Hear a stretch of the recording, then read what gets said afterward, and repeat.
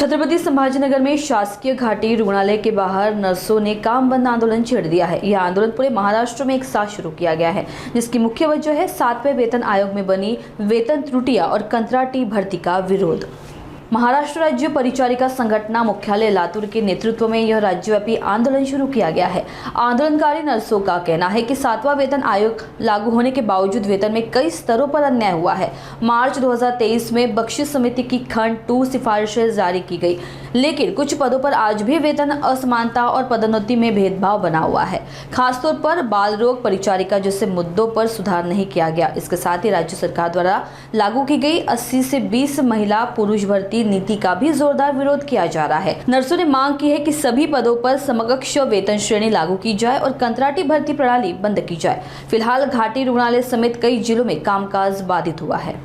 महाराष्ट्र राज्य परिचारिका संघटना मुख्यालय लातूर शासनाने मान्यता प्राप्त आहे आणि त्या संदर्भात जो काही आता संप चालू आहे त्याच्यासाठी मी विशेष करून बोलते की अधिक परिचारिका सेवा प्रवेश नियमातील लिंगभेद जो झालेला आहे, स्त्री पुरुष समप्रमाण पाहिजे आहे, पण त्या ठिकाणी तसं झालेलं नाहीये।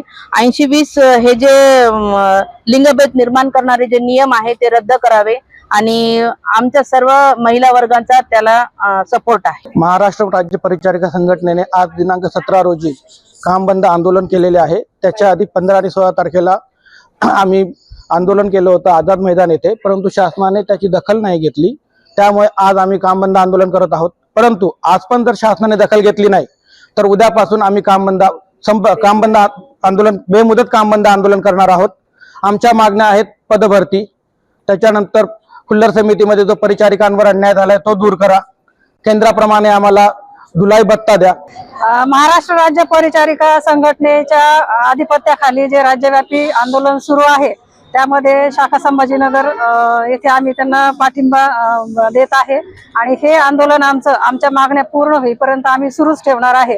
आमची जी मुख्य मागणी आहे ते केंद्राप्रमाणे जे वेतन त्रुटी आणि इतर भत्ते आहेत, समान काम समान वेतन या धर्तीखाली आमच्या ह्या मागण्या आहेत त्या रास्त आहेत। तो आमचा हक्क आहे आणि ते न्याय मिळवण्यासाठी आम्ही माघार घेणार नाहीये। न्याय मिळेपर्यंत आम्ही आमचा लढा सुरूच ठेवणार आहे। मी सुनीता मस्के, जिल्हाध्यक्ष, छत्रपती संभाजीनगर कर्करोग शाखा।